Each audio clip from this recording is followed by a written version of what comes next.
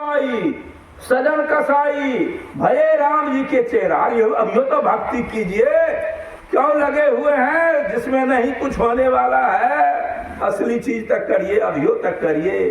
ये शरीर मिला है, किस लिए शरीर मिला है? कबीर साहब को सुनिए, कबीरा मानुष जन्म दुर्लभ है, मिले न बारंबार, जो फल पके मियू गिरे बहुरी न लागी डार। कबीर साहब समझाते हैं पका हुआ फल वृक्ष से गिर जाएगा, फिर गाछी में लगेगा। एक बार शरीर जाने के बाद उन्हें फिर यह शरीर मिलने वाला नहीं है। क्या करना है? तीसरी वाणी कबीर साहब का, भजमन जीवन नाम सवेरा, तन सुंदर छवि देख मत भूलो, झपट लेत जस बाज बटेरा।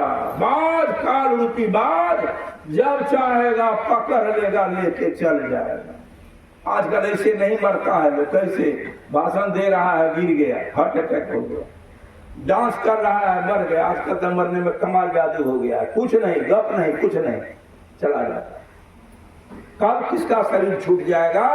क्या कहते हैं कबीर साहब, भजमन जीवन नाम सवेरा, तन सुंदर छवि देख मत भूलो, झपट लेत जस बाज बटेरा। इस जग में केहू रह नहीं पैलो, कहीं न जाए दुख धनेरा। इस संसार में दुख की नगरी है, खाली दुख है, दुख है। इतना बात हुआ हम लोगों का। देवता पर विचार कीजिए तो जिसको हम लोग पूजते हैं, ब्रह्मा विष्णु महेश को, हम लोग के मटोली में पूछता है ना, महादेव का जागा जागा महादेव। महादेव का हाल सुनिए क्या है। कबीर साहब कहते हैं, तन धन सुखिया कोई न देखा, जो देखा सो दुखिया हो। उदय अस्त की बात कहत है, सबका किया विवेका हो। घाटे बारे सब जग दुखिया, क्या गिरही क्या बैरागी। बबो लोग दुखिए है, क्या गिरही पारिवारिक लोग। तंधर सुखिया कोई न देखा, जो देखा सो दुखिया हो। उदय अस्त की बात कहत है, सबका किया विवेका हो। घाटे बारे सब जग दुखिया, क्या गिरही क्या। सुखदेव आचार्य दुख के डर से गर्भ से माया त्यागी हो। सुखदेव मुनि कहानी जानते हैं कि नहीं? शॉर्टकट में सुनिए। पार्वती औरत जात बड़ा जिद्दी होता है, जाके झगड़ा लगा दिया, कान के नजदीक कह दिया नारद जी अहाँ का शिव नहीं माने छे।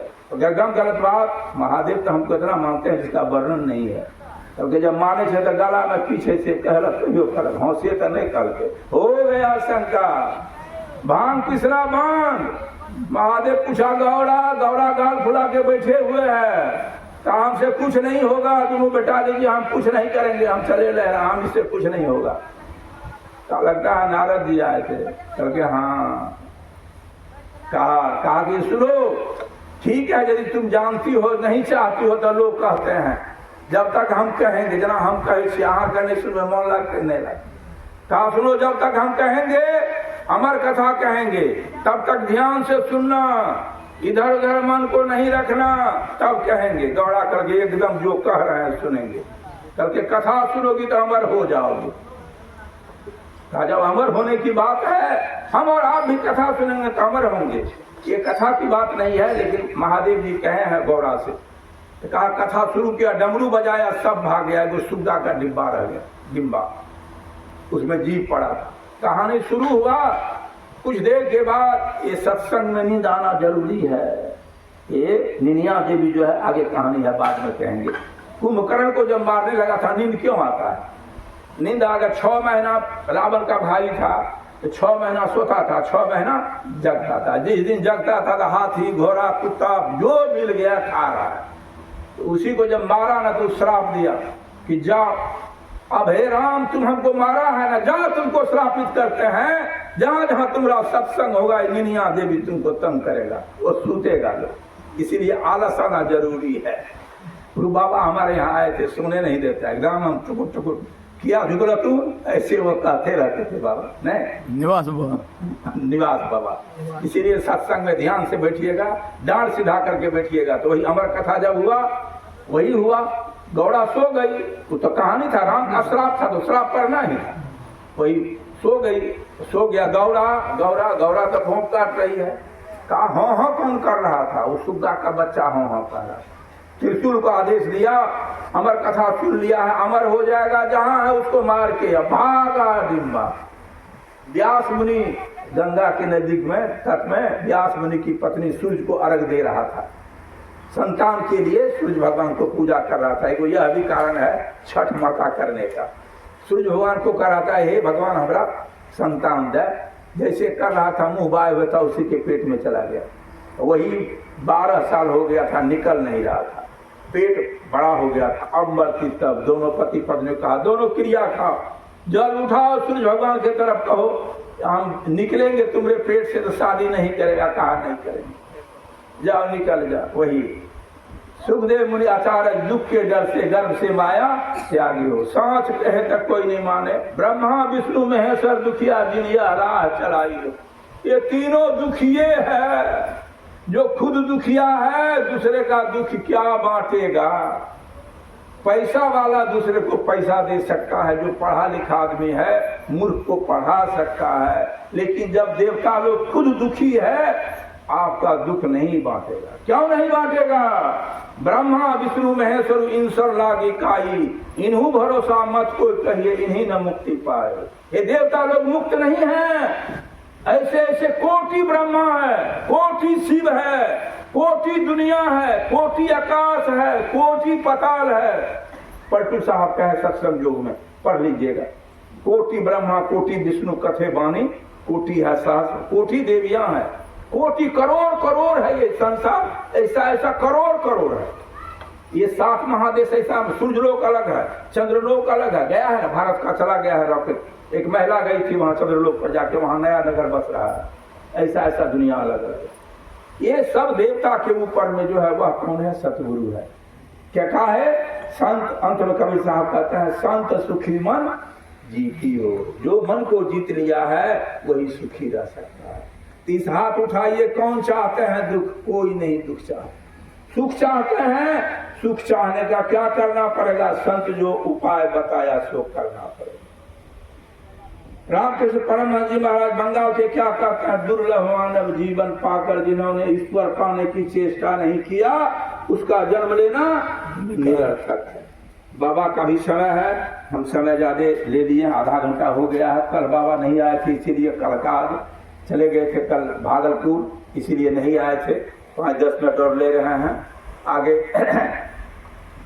सप्तम सोपान उत्तरकांड में गोस्वामी तुलसीदास जी काकभूषुंड जी का वर्णन है, तो बता रहे हैं धर्म के काम का। ध्यान से सुनिए। काकभूषुंड जी गरुड़ जी का संवाद हुआ, उसमें कहा कि मानव को क्या करना चाहिए, क्या धर्मात्मा होना चाहिए, धर्म का काम करना चाहिए। कहा धर्म का काम कौन है? वाणी है, प्रगटे धर्म के 4 पद, कलिमह एक महा, एन केन विधि कीजिए दान, होत महा कल्याण। गोस्वामी तुलसीदास जी काकभूषुंड का जो वर्णन है उसमें कहा कि कलयुग में एक ही उपाय है। वह क्या उपाय है? एन केन विधि, किसी तरह से जैसे हो दान करिए। ज्ञान दान हो, धन दान हो, विद्या दान हो, जो भी दान हो यह दान करना चाहिए। यही दान जो है आपको अगले जन्म में कई गुना होके मिलेगा। स्वर्वेद की वाणी है, गुण ग्रहण करो जगत में, अवगुण करो न कोई। अवगुण देखो आप में, त्याग जतन कर सो। ज्ञान को ग्रहण करना चाहिए। ज्ञान कहाँ मिलेगा? इसी सत्संग में मिलेगा। बाहर में यह ज्ञान मिलने को नहीं है। सप्तम सोपान ऊपर गरुड़ और काकभूषुंड का वाणी सुनिए। गुरु महाराज का भगीरथ बाबा एक पुस्तक निकाले हैं, जिसके पास होगा पढ़ लीजिएगा, ज्ञान और समय का महत्व।